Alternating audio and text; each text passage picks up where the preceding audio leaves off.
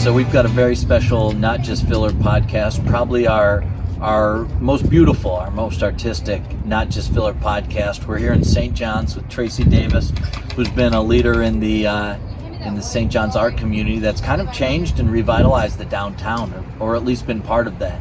And so I'm so excited to have her here. We're just going to get right into it. So maybe just tell them a little bit about, who you are, how you got involved in art in St. John's, and what you do every day. Sure. So I'm Tracie, and I'm the mom of two little kids, and I think I owe it to my daughter as the inspiration for.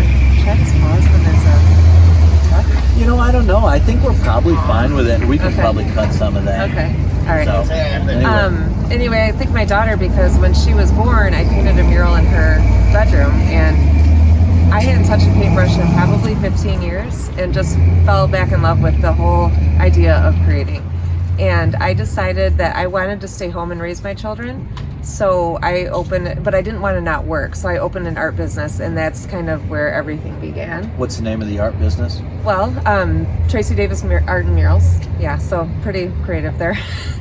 But it just went from there. I fell in love with the mural. I started painting small canvas paintings for children, and then that just kind of grew into bigger and bigger things. And one thing that I found really surprising and really rewarding was that I love working with the community. So I know we'll get into what's behind us in a minute, but I love bringing people in to help create the art that is in our community. Okay, so talk to us about the downtown art scene. Sure. Sort of how you took leadership there, who you've worked with, what your vision was for St. John's and downtown art.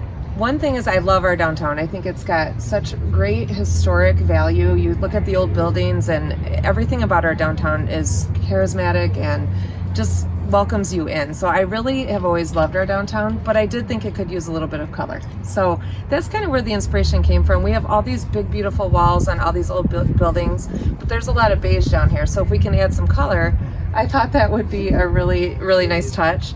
And also, I feel like art brings people in and makes people want to come to a community. And it's the businesses, the restaurants, and everything else that makes them want to stay.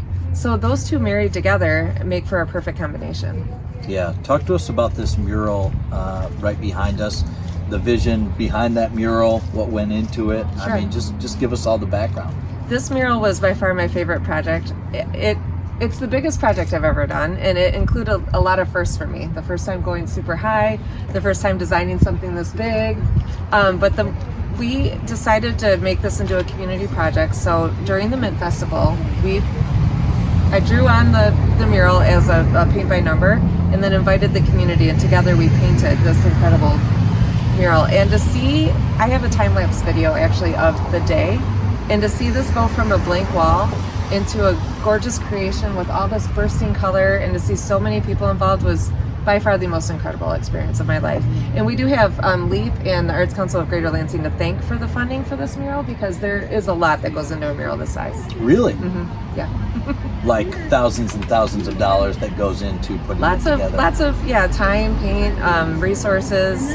This particular mural took a lift, which I've never driven before, so that was kind of an adventure in and of itself. But to get up way high, we needed that. We needed scaffolding to get some of the middle parts, and lots of paintbrushes for the community to be involved, and yeah, there's a lot that goes into it. I mean, it sounds pretty basic. Like I feel welcome downtown now. I feel it's sort of avant-garde a little bit. Mm-hmm. Like I'll turn down a corner and I'll see a mural, or a bright pictures I see out here. What is everybody doing on the sidewalk out here? So this is really exciting too, and I'm really happy we're doing this right now, because there are different artists downtown right now making chalk art, and that is in preparation for our annual art walk, which takes place downtown tomorrow, actually from 5 to 8. So if you've got nothing to do, it's a great, mostly outdoors, way to get downtown, see all the art, watch all these amazingly talented people and the things that they are creating in our community. So it's a really fun event. And these are kids, these are adults, this is just kind of everybody who wants to draw a square of art. Yeah, so it's all run through the Arts Council, or the Clinton County Arts Council, and so they pre-registered as chalk artists, and tomorrow we're going to see some really amazing art. The past few years that we've done this have been incredible, some of the art that has been produced. Yeah, and it's fun. You grab the kid, I grab Claire, and I just kind of walk around.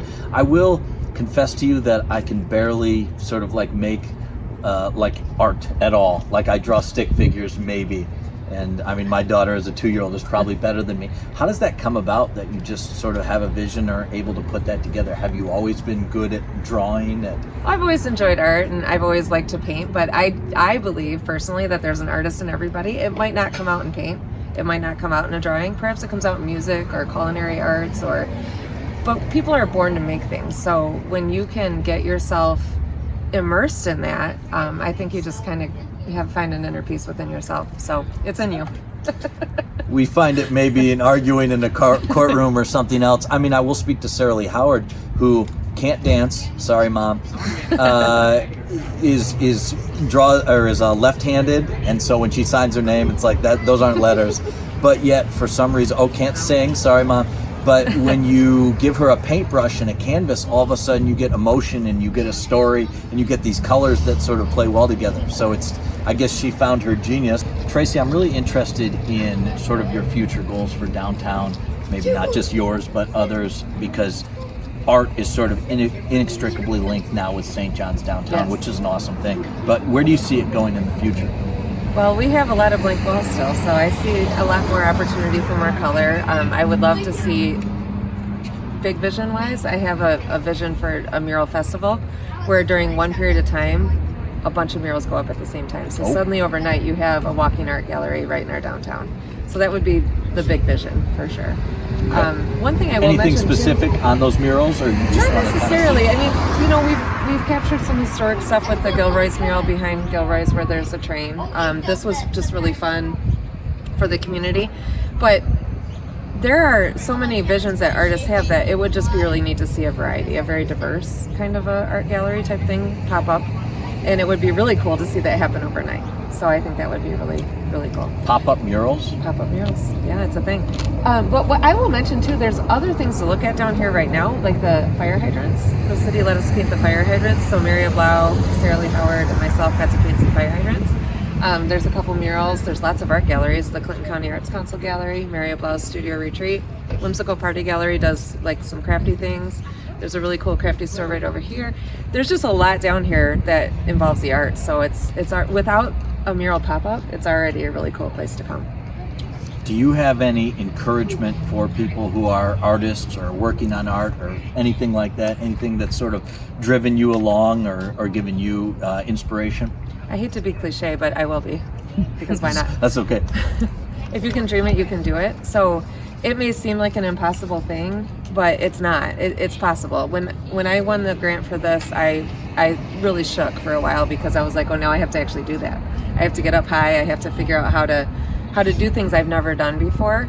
And I just kind of found a way to motor through it, and I'm so thrilled with the experience. So if you as an artist have a dream for something, it can be done, absolutely. And one thing I'll say about this community is everybody's very good at embracing the arts. So again, I mentioned there are a lot of walls. There are a lot of business owners who've expressed interest in having murals on their walls. So the canvas is here. So if you can dream it, go ahead and do it.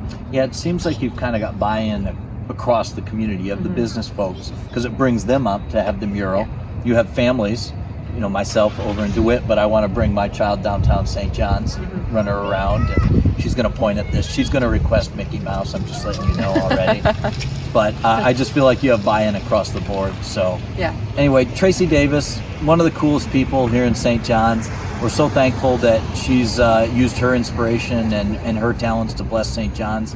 And so we just thank you so much for giving us a couple minutes of your time and being on the podcast. Thank you for having me, and thank you for representing our area here. Yeah, I appreciate absolutely. that. Okay, thank you so much.